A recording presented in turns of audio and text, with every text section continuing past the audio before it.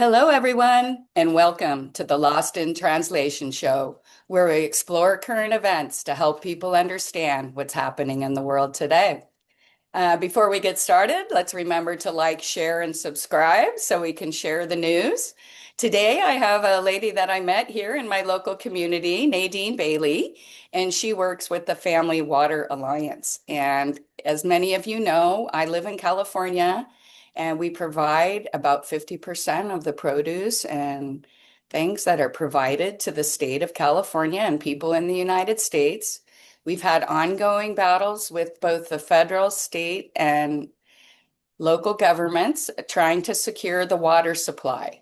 And as we move forward, there continues to be a lot of issues with storage of water, who gets to use the water, approving new homes and new development without proper water rights. And so, as a very large state and one of the largest populations, water in California is very concerning to those of us who live here. So, my friend here, Nadine, she does work for the Family Water Alliance and she helps people in our local community with water rights and water issues. So, welcome, Nadine. Thanks. Glad Can to be you put here. your screen down a little bit because we can just see the top of your head? There you go. Okay, thank you. Okay. Hi, Nadine. How are you today? Good. Good, good. Good. You have a lot of projects going on in Northern California right now. I know you, the We last do. time we had you on the show, you just opened a new facility and you guys were pretty proud of your efforts.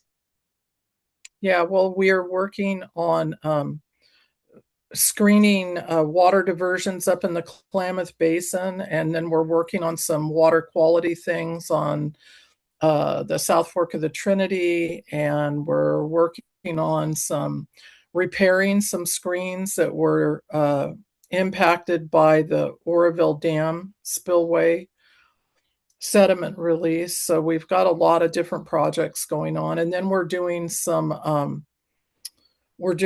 thinning around the city of Weed, where they had the fires, the Mill and Bowles fire, to reduce fire dangers up there. So we've got a lot of things that we're doing.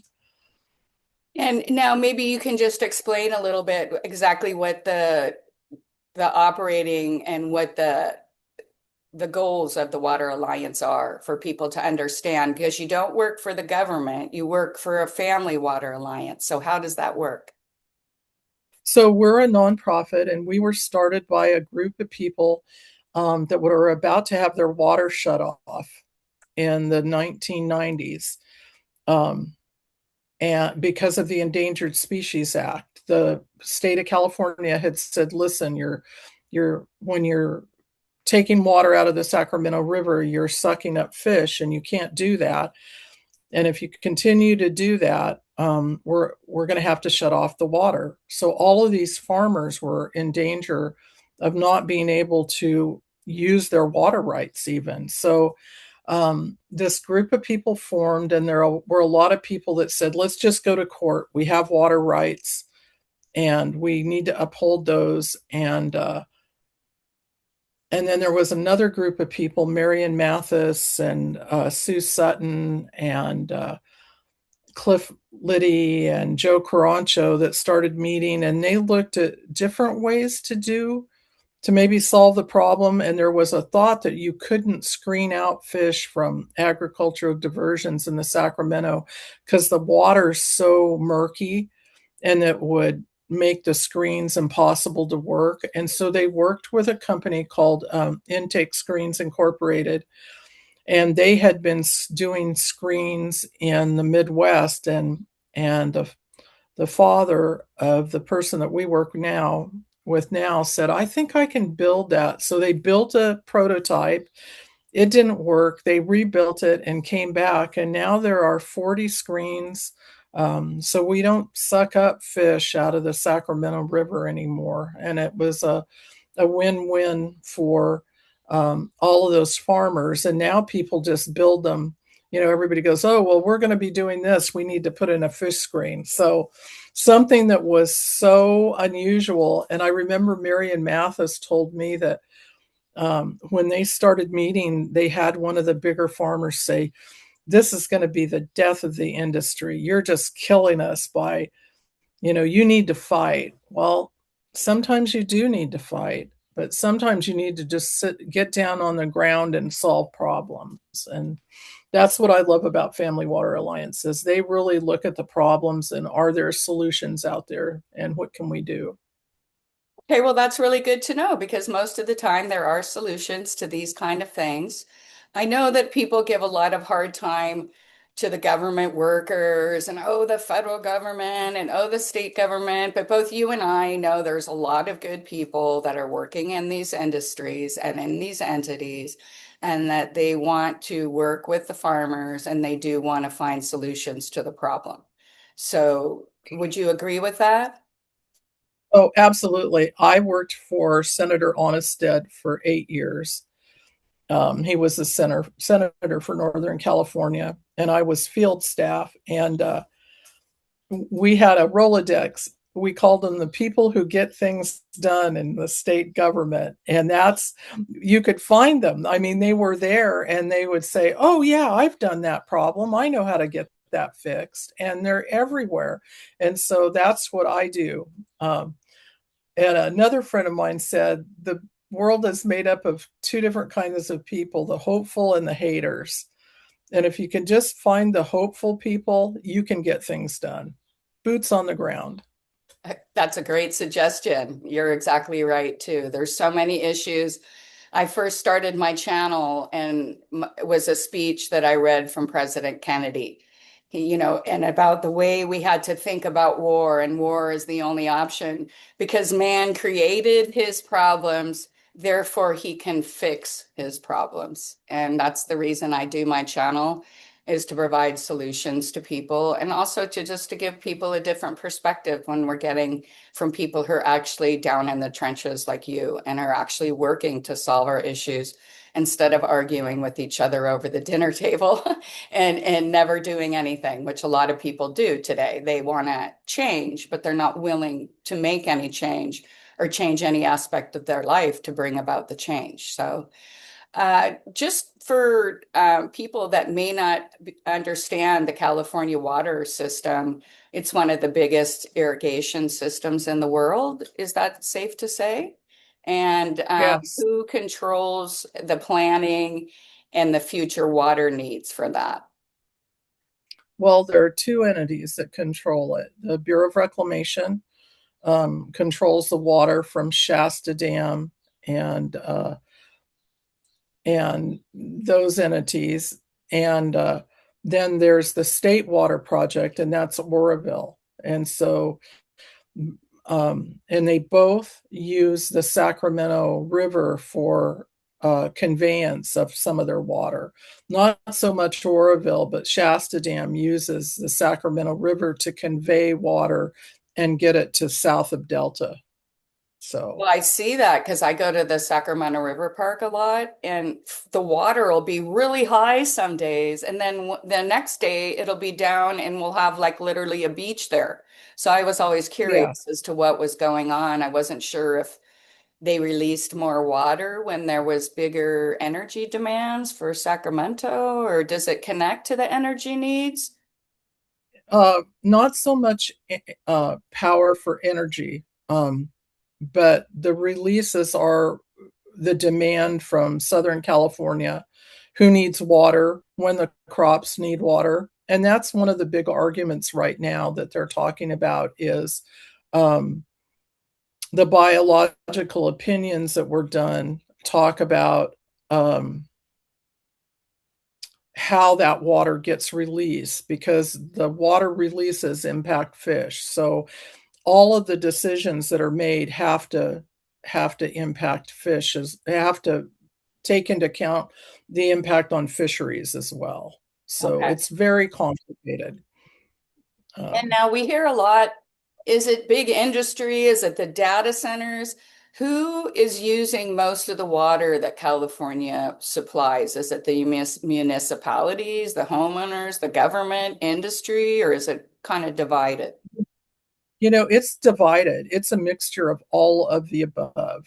So um, municipalities, especially like there are a lot of municipalities supporting Sites Reservoir because that is new water that's coming into the system that will be able to be captured, and so they really are looking at that as a way to um, augment what they need. And the reality is, even though we're kind of stable on our population growth, we need more water.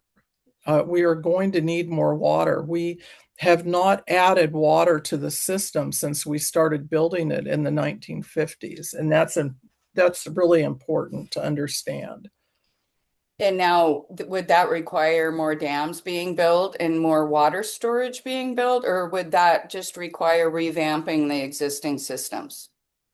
Well, Sites Reservoir is an important addition to the water system because it's going to allow things have changed. It used to be that the water from the dam was used for municipalities, farming, and then in the 70s and 80s, people said, "Oh no, you have some of that water has to go for fisheries too." So what happened is the pie gets smaller and smaller as more people want a part of that water. So what Sites is doing is allowing Shasta to say, "All right, well, we've got to let water out for the fish at this month." And then Sites could pick that water up and store it and then let it loose later, because the rice farmers don't need the cold water. Salmon need cold water. So it has to do with water temperatures, the time of year, and it's all very complex. And everybody has their wants and needs from this big pool of water that sits in Shasta Lake. Now, do they sign like water contracts? How exactly are these rights assigned, and can they be changed? Um, Water contracts are a part of that system that was built. So there are irrigation districts that um, that bought into that and helped pay for that system to be built, and then they have an expectation of getting that water. And Okay. I forgot there's Trinity Lake too is also part of the bureau, and Whiskey Town. So we love Whiskey Town because I it's love Whiskey nice, Town cool. too. Yeah, I nice, was cool just up Trinity. there boating, I was kayaking, and all of the trees were in bloom. It looked like you were in New Orleans or something. All the trees, the different pink flowers and white flowers. It was incredible. And the water is just turquoise. We It's do have some that's amazing, it's that Trinity River water. It's beautiful. is it? So yeah, that water is pumped over from Trinity Lake into Oh, Whiskey Town. And so um so I always tell people that say, well, Trinity Lake isn't, when they talk about being a part of everything, Trinity Lake has become a part of the Sac Valley because that water comes over the hill and goes into the Sacramento. so So if farmers are it benefits. having an issue or they feel they're going to have their water rights violated, how do they push back? Do they go to their local water people? Do they go to the state? How does it work? It mostly goes to court. Okay. Water, it mostly goes to court, and that's why we try to. Most everybody wants to stay out of court, and but a lot of it is done through the courts. Okay. And are you getting, do the regulations that you find most frustrating or changes come from the state or federal or local area or all three? The local, not so much. Right now, I would say that the state tries very hard to work with ag, um, but real there's some bills out there that could harm us.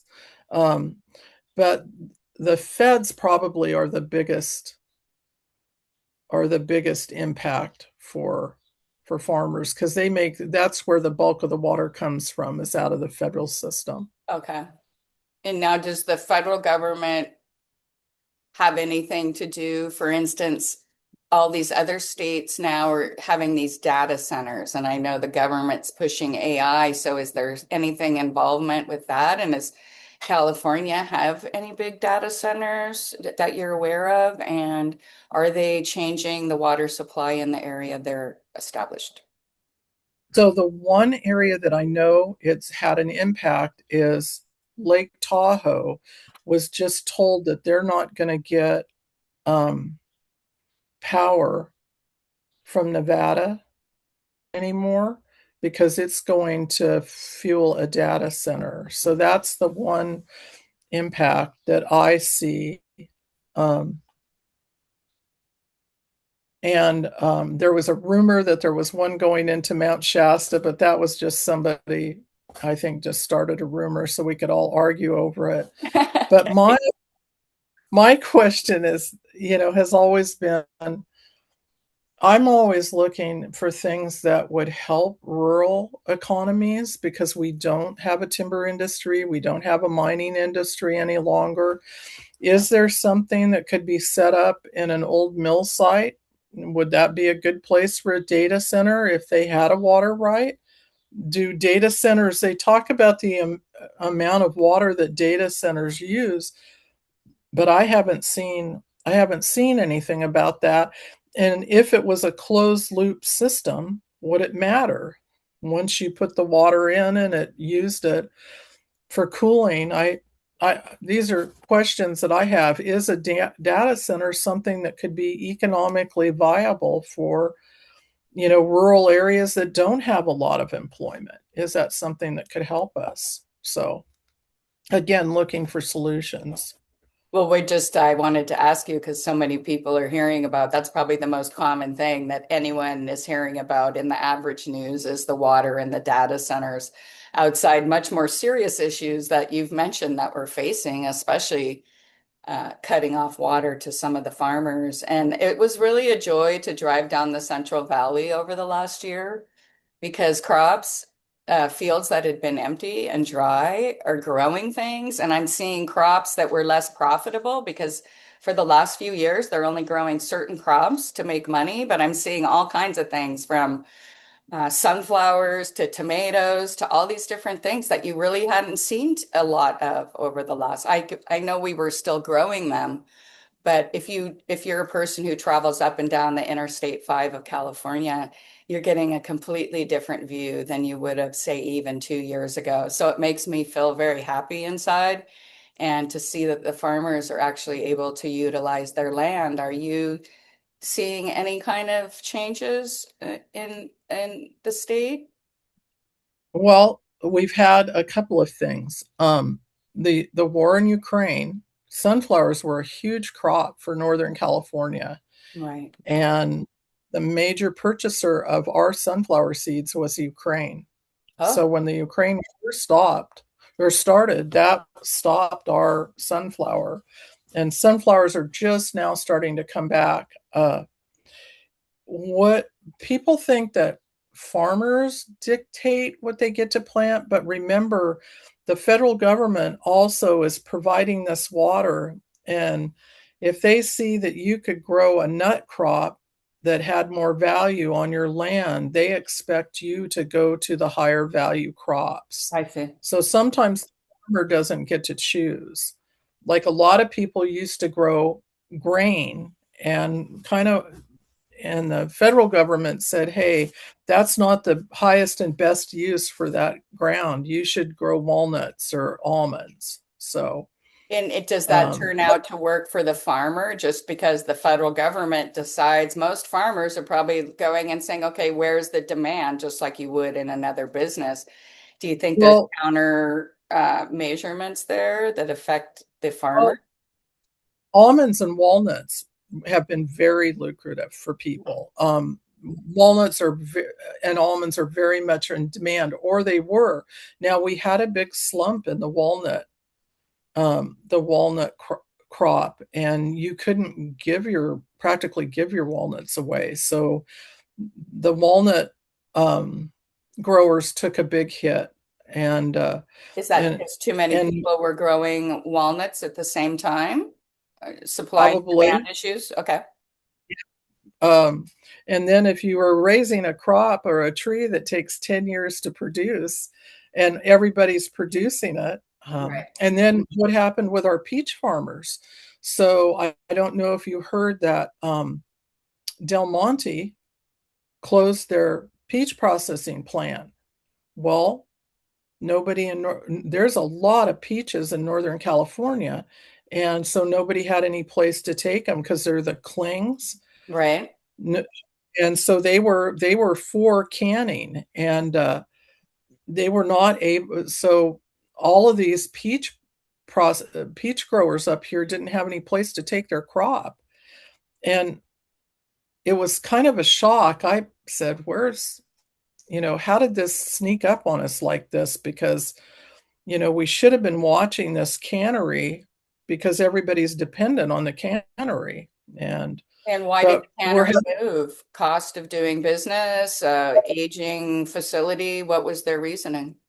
all of the above, and they're competing with China. China, um, about 20 years ago, started planting peaches, and read your labels. A lot of peaches are coming from China now. They looked at our peaches. They have the same growing areas, and they built water storage and provided water to their farmers, and so they're growing peaches now. Where we used to not have competition, we have more competition, and our labor costs here are so high, and our workers comp costs, all of those things are high in California, and it puts a tremendous stress on farmers. Yeah, if you get Because hurt in China on a job, there's nothing. It's just too bad. I worked in too bad. communist countries over my lifetime, and in theory, it sounds wonderful, but in reality, um, you just suffer. The people suffer. It doesn't matter if it's very frustrating to watch and to see the limited understanding that people in America have.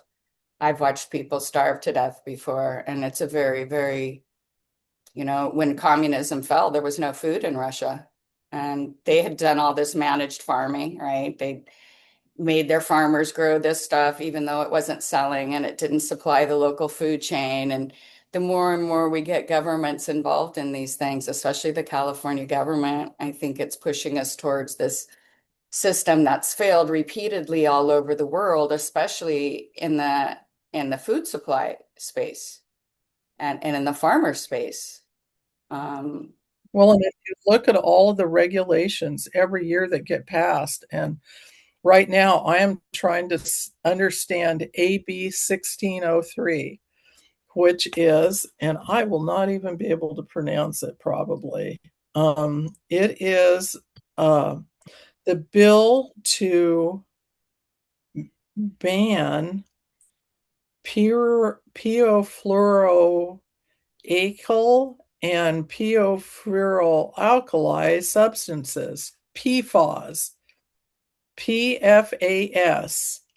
from the Department of Pesticide Regulation, because there's a group of people that think that because they're finding PFAS, they're microparticles, and they are relating them to cancer, that they need to ban all PFAS. And so there is a bill to do that.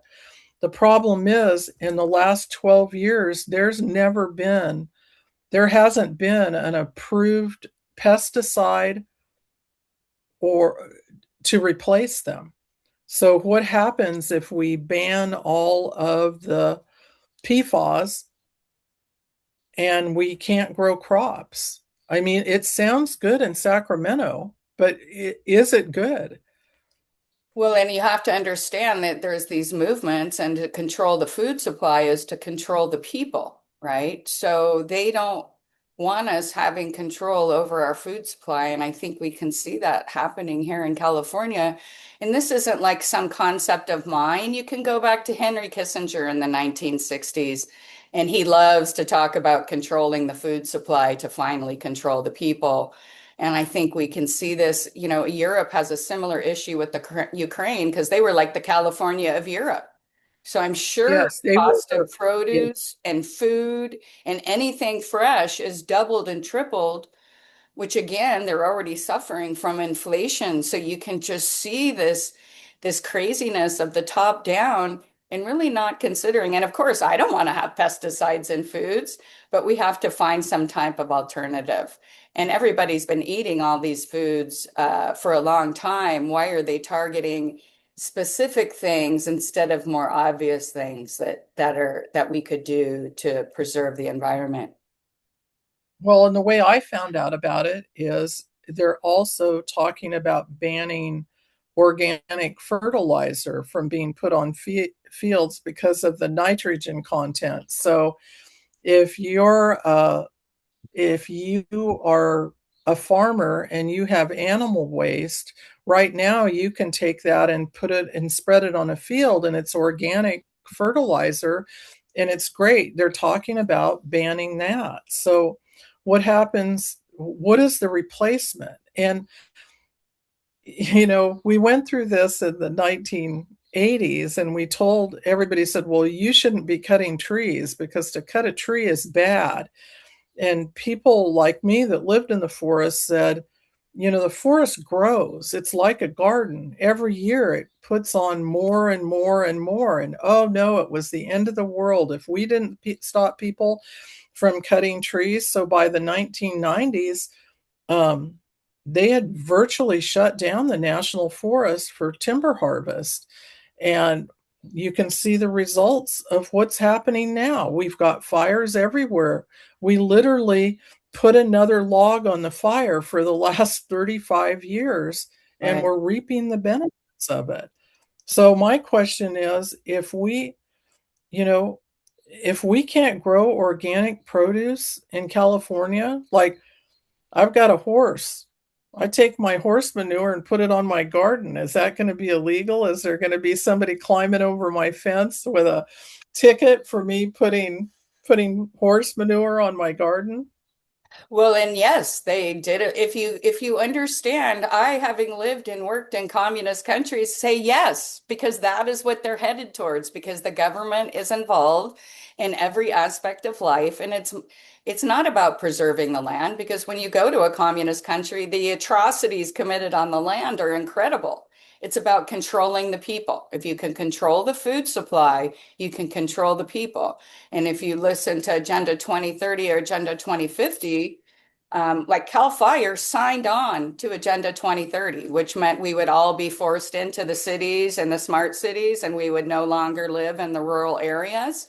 So to say this is just a conspiracy theory isn't true. You can go to the people who are supposed to be preventing the fires and see they've signed on to a 2030 to remove all of us from the rural areas of the state.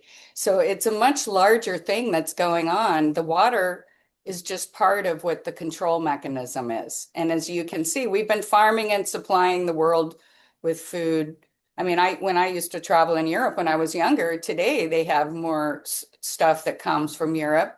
But when I was younger, most of the fruit and produce said from California on it when you were like in London or when you were, well, France has a very active agriculture, but even in France and Germany, you would see California strawberries, California peaches, California cherries, because it was even cheaper to ship it from California over to England than it was to produce it on their own farms. So all we have to do is study to what happened in Europe and how 20 million farms have changed hands in the last 20 years because nobody can afford to be a farmer. And they are repeatedly now, like in places like Holland and France, they're starting to confiscate the farmers' lands. So we just have to watch what's going on in other places that have implemented similar policies to see what the true plan for us is. So, and as a private property owner in California, how does the water supply affect my property owner rights? And if I want to preserve my property rights, should I join an organization like yours? Is there like a farmers' rights group? Is there a conservation? I mean, farmers are conservationists too. They act like farmers are just sucking in. Farmers have to tend their land to produce crops year after year after year.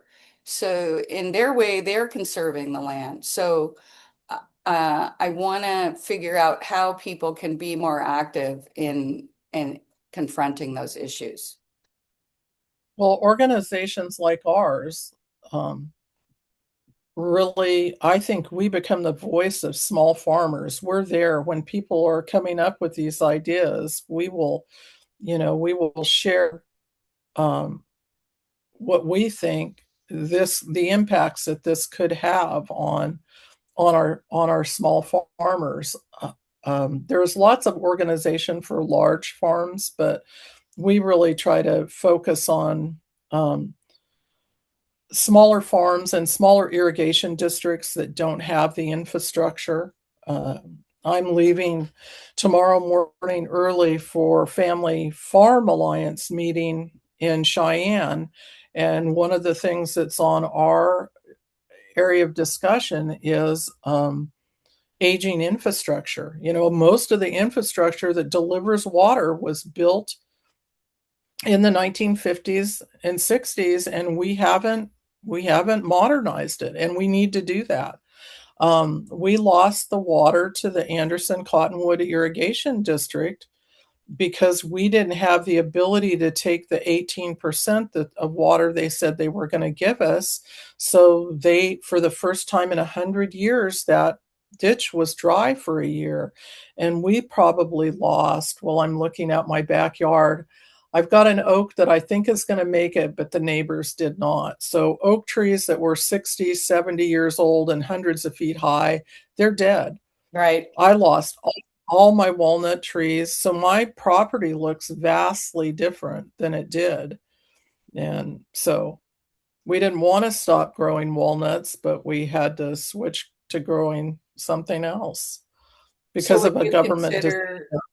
would you consider the aging infrastructure one of the most serious pressing water issues besides the uh, interference by state and federal? I do. I think aging infrastructure is incredibly important. And it's one of those things that it's not sexy. It's hard it doesn't sell on a poster. It's not like a cuddly little owl that you're saving. You're just rebuilding something that's already there. So nobody really wants to do it. Aging infrastructure, and then the other thing is the health of our forests, because they're watersheds. All of our water in Northern California comes from these these forests that are incredibly stressed, incredibly overgrown, and we've got fires all around us because we didn't manage vegetation. It's really simple. So the Now, fires and forest health. now a friend of mine works for a farmer, and they've had this issue where over the last few years, there's a lot of issues. For instance, farmers' children who don't want to take over the farm. There's been a lot of sales and acquisitions of the farming community. But what my friend was experiencing is the farmers around him had sold their water rights to a bigger farm, and they were literally having big cave-ins in their orchard. They were just having these big sinkholes because they're taking the aquifer of the water. What are the concerns of selling your water rights? If you have the water rights under your property, would you suggest keeping them? To me, it seems logical to keep them. And B, is there any ramification or like if you have damage caused on your property because your farmer that you sold your water rights is draining the aquifer, do you have any recourse because they just ruined your property, or is this a gray area? Well, so that's one of the things that Sigma is supposed to deal with. We're all that groundwater um, is supposed to be regulated now. Every county has to come up with a plan for how to manage their groundwater so that stuff like what you're talking about doesn't happen. You're not supposed to be able to do that any longer. Well, I'm telling And you, so, it's happening in Chico County because I've turned my friend who's a contractor on to several jobs because people call me because I'm just a connection person, and basically the water's gone now. There's no replacing it, right? Once the aquifer is drained, can you replace the water, or is that just a myth? Well, if subsidence occurs, no. Once the land drops, so that's why groundwater is so important. You have to know what your groundwater limitations are. I would be interested to see that. That would be a good story for my newsletter because I had not heard of people doing that. I'll try to get a hold of, he's a private pilot for a really large landowner. And as soon as I heard the story, I called another son of another large landowner, and he told me exactly what was going on. And he says he's seeing it all over, from like the Zamora area up to Redding, where he's seeing these sinkholes on people's property. Unfortunately, he Uh, passed at a young age a few months ago. But I was really getting a lot of information. He has a heavy equipment business and his family's very connected. They run several 100,000 acres. So he was really seeing a vast swath of this going on. And of course, when you get the commercial, non-American, Monsanto, there's such a small portion of farms today that are actually family owned anymore. So I'm just seeing is it the corporations who are just ignoring the rules and they're just doing what they want anyways, because the small farmer, what's he going to do against them? Or do you think uh, I don't know, do you think it's a plan thing, or do you think this is just the outcome of big corporate farming? you know, up here, I don't deal with Southern California much, but up here, most of our farms are still family farms. Okay.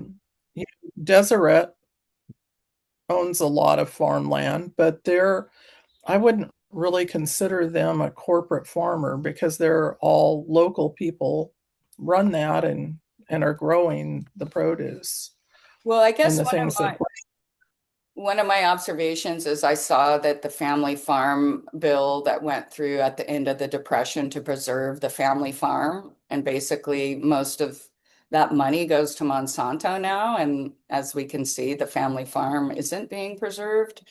So I was just curious of your thoughts on that, or if you'd heard anything like that.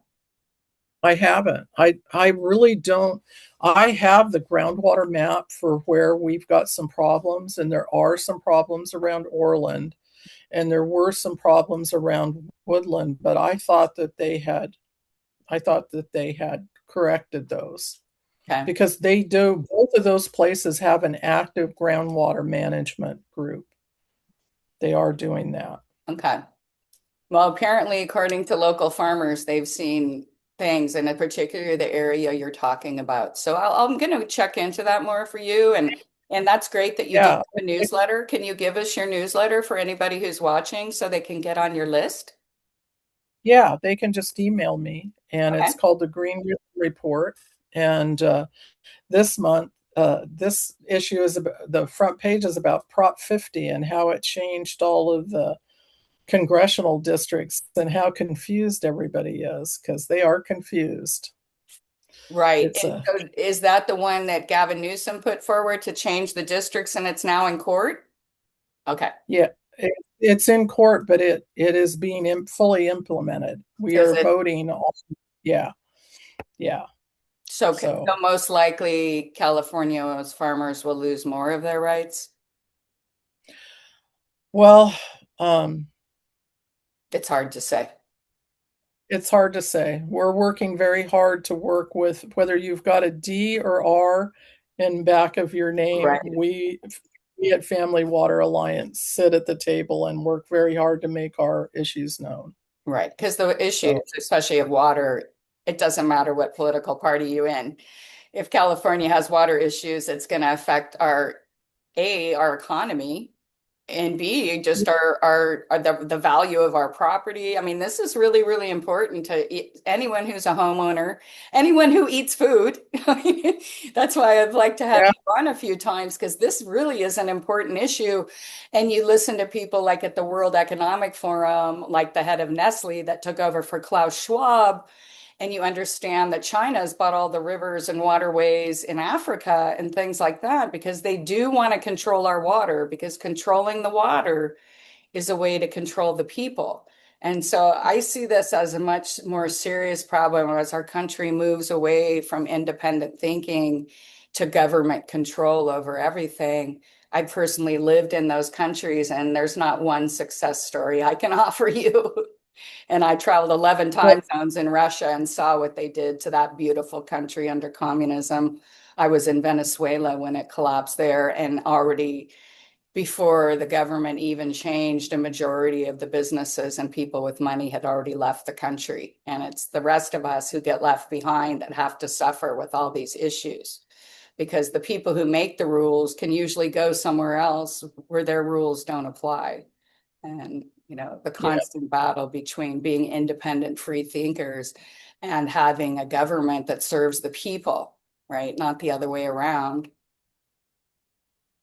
Okay, so I was giving I was giving a speech at Yale when a guy from Nestle talked about the next crisis, and this was 30 years ago.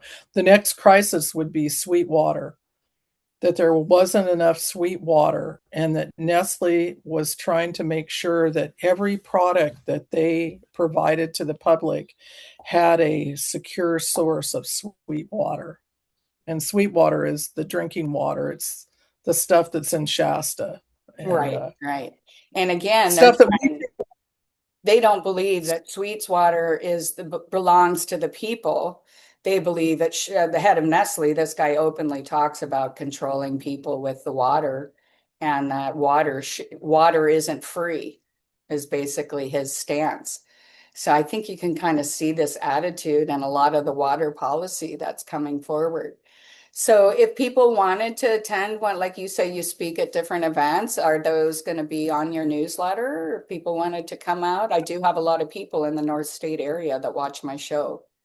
Yeah, and we have an annual meeting in Calusa every year. I think it's the 14th of November, and they're welcome to come to that. We'll have speakers and we'll show some videos of the stuff that we're doing, the upper watershed work that we're doing, and what we've accomplished. And we'd love to have people come to our dinner in November.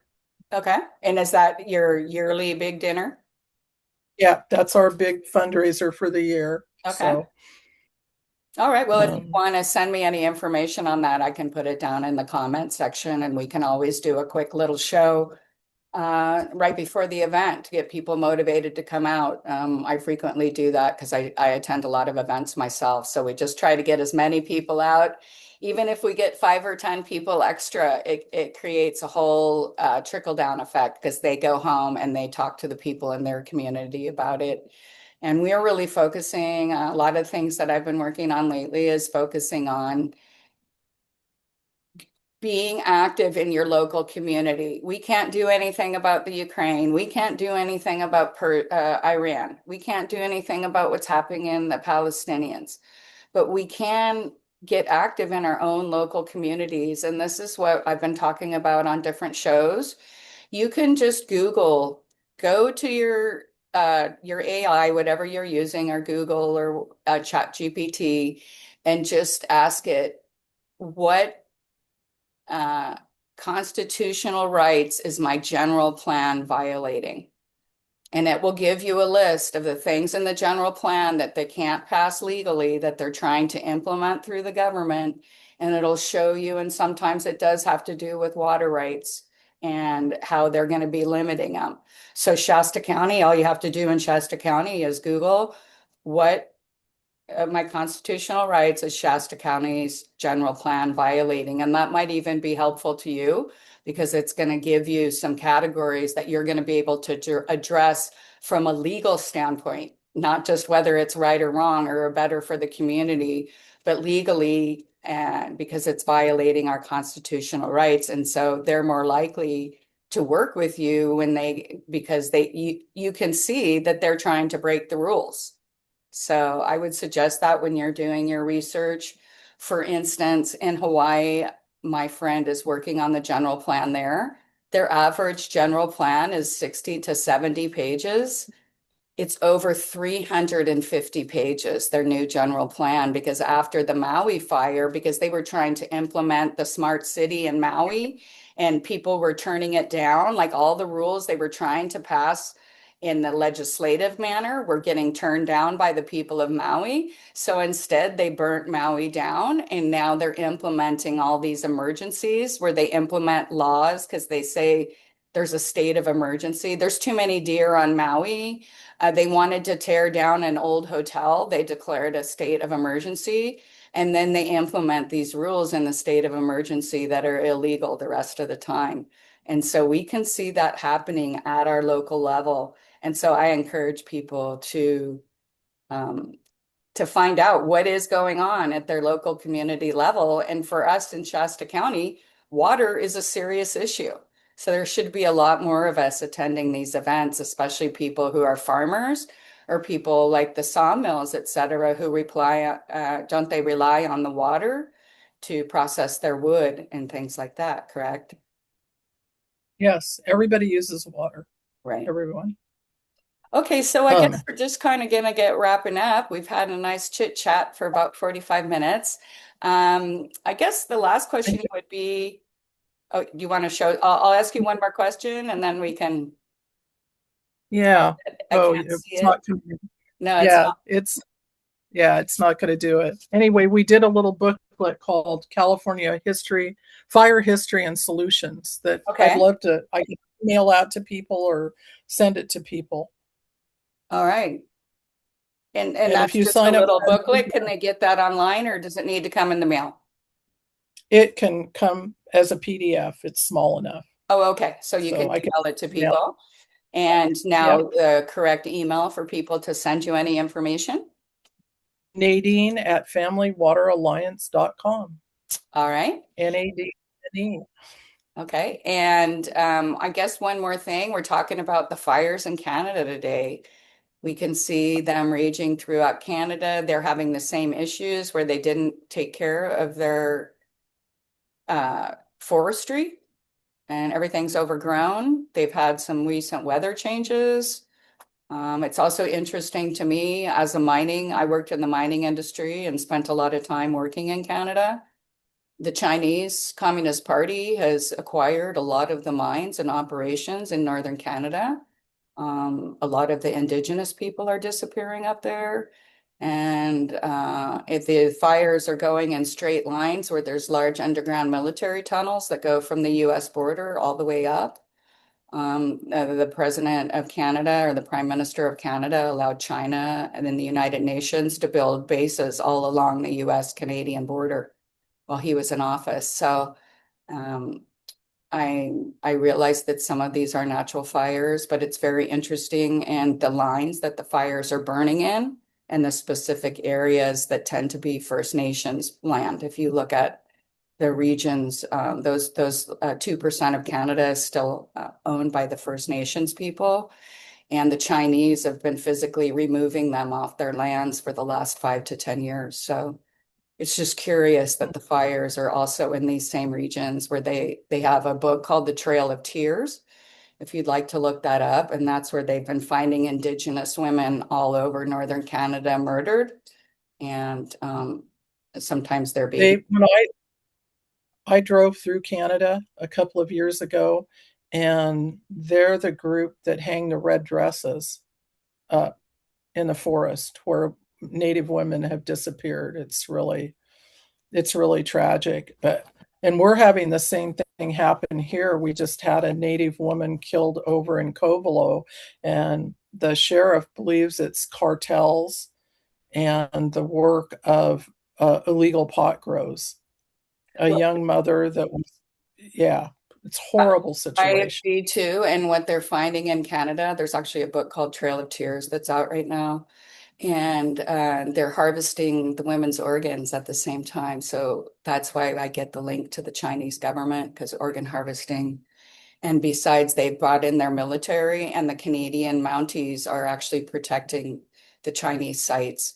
So Canada itself is in, because they're part of the British Commonwealth, and the British Commonwealth is collapsing around the world. That country is suffering greatly. And of course, they called them the First Nations people in Canada because they understand they were the people that were there first. And the British Crown has taken 98% of their Indigenous lands, and they're trying to get the other 2% because that's where they got pushed up into northern Canada where it's freezing cold, just like they pushed the Indians into the desert here, where there was nowhere to, everybody's living in the 110-degree weather. The Indians used to move with the weather, right? They would move when it got hot in the valley, they would move north. That prevented them from doing that.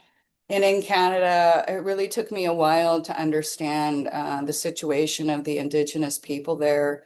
And the British Crown has just been atrocious to them. And that was the British Crown who also caused a lot of the things that happened in the United States as the Americans moved west. So it's definitely sad to see, but you're thinking some of it's not just neglect of forest management. Would you say that when you were driving through the Oh, forest up there? well, they got hit about the same time that we did. Don't cut trees, it's bad. Right. And again, you don't harvest, you're building up fuel and fiber. We said, we predicted this 35 years ago. We said if you don't harvest trees, you're going to have out of control fires. And now everything we said 35 years ago is coming true. They want to blame climate change and all of the, everything, but the reality is they caused this, and it's horrific. Right. They caused it, and now they're going to get us to pay for it. And they're all the millions of animals and things. And again, it's part of the agenda to force us off our land and get us into the cities. And we can see it being executed in Canada because actually Canada is part of the British Commonwealth. So they're not really their own country. They don't have a constitution.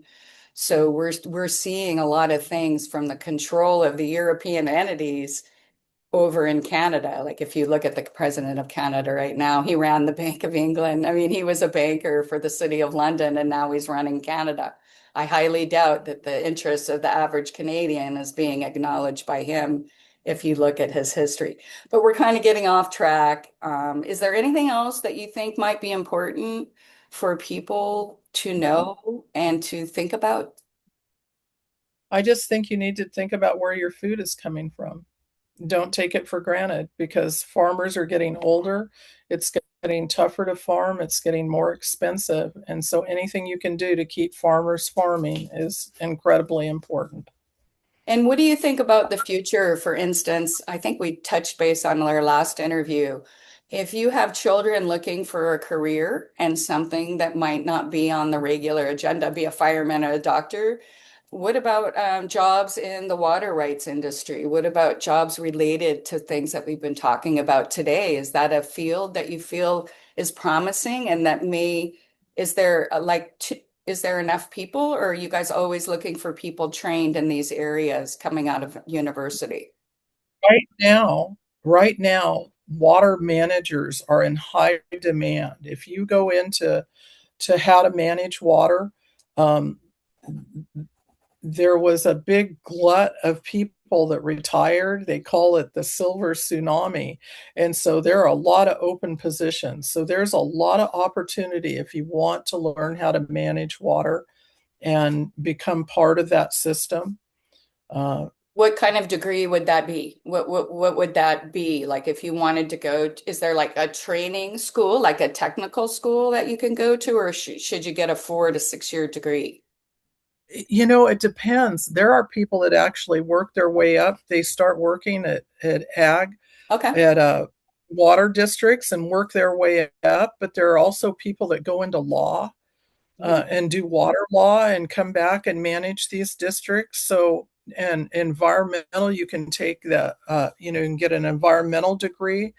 So there's a lot of different avenues. Okay. I was trying to think of the water managers I know, and one of them's a lawyer, one of them's an engineer, and they all kind of got into it because they love the farm and love the water and like the people. And that's what I tell people more than anything. This is the best group of people you could ever work with. They're just hardworking, They give till it hurts. They're just a wonderful group of people. All right, well, that's inspiring because I know a lot of people are wondering today, right? We're given several Yeah, options and you're just wondering what is even going to be if everybody goes to law school right now, there's going to be too many lawyers. Like there's other yeah, opportunities for kids to and to stay in our local communities because this is really one thing that California families are facing is that our young people are moving to other places because they can't find a living wage job in our rural areas. And this would be a good job with pension and benefits too, right? So, absolutely. They're yeah. great paying jobs. Yeah, Okay. All right. Well, Nadine, thank you for being with us here today. And I've learned a lot. And as always, do your own research and come to your own conclusions. My yeah. presentations are always made in hopes that never again will the truth be lost in translation. Thank you for listening. And this is Simone and Nadine signing off for today. Thank you.